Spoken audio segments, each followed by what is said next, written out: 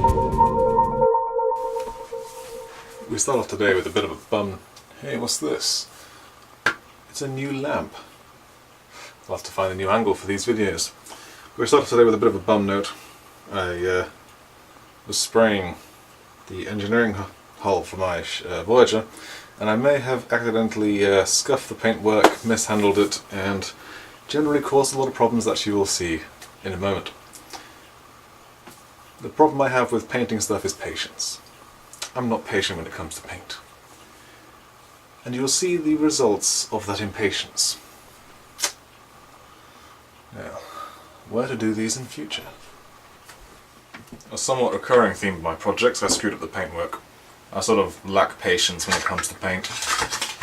And now I have to deal with this crazy situation. So I'm just going to take some sandpaper, and we basically just have to sand this whole thing down.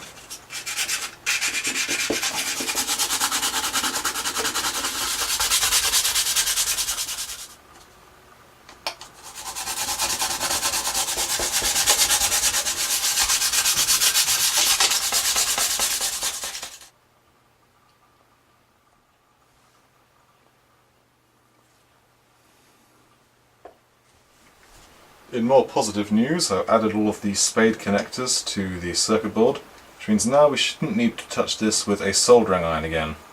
I've put in the final cables that will go down the main strut, and each of the components have their own squid link. Naturally, this has evolved somewhat from the original circuit design, as we've managed to efficiently get each component, saucer, nacelles, engineering hull, down to 3 cables. One positive going at 12 volts, one negative coming in from the LEDs running at 3 to 4 volts, and the 12 volt return. Which means that all I have to do is, as I connect segments in, is connect the spade into the socket, and bam, there we go. And if I need to disconnect it, then I can just pull it apart again. Perfect. I've got my front deflector blank here, and I've got what will be the deflector blue LED tape, as indicated by the blue insulation tape, and I've backed it up onto some foam tape, much like with the nacelles, and this will go on just like that.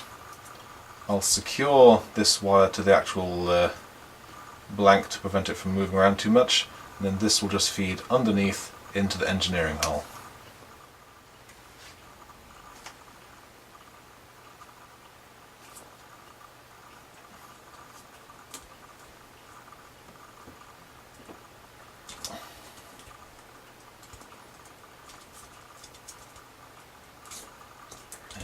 Go. And just trying it on for size, we can see that it fits nice and evenly right in that front deflector slot. To secure the wires down, I'll just use some black insulation tape. I can be fairly generous with it, and just push it around the wire, sort of really mould it in. It's not there to actually, hold the wire. It's just there to make sure that if, during the process of installing it and wiring it up, it gets tugged at all, it's going to tug on the deflector blank and not on the tape. There we go.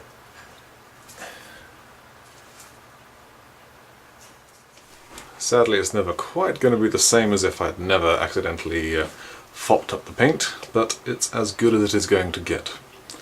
Short of buying a whole new kit and starting again, but I'm not going to do that. But hey, we made some good progress with the electronics and the deflector, so in the next video we'll be installing the deflector blank, embedding this into the engineering hull, as it does no longer need to be accessible, as we've got all these lovely little squiddy tendrily bits, and we shall be connecting the nacelles to the engineering hull. Until then, I'm Raven, and that's all from the desk. I think this will work.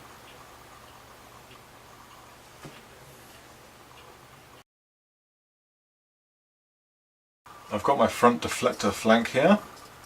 I've got my front deflector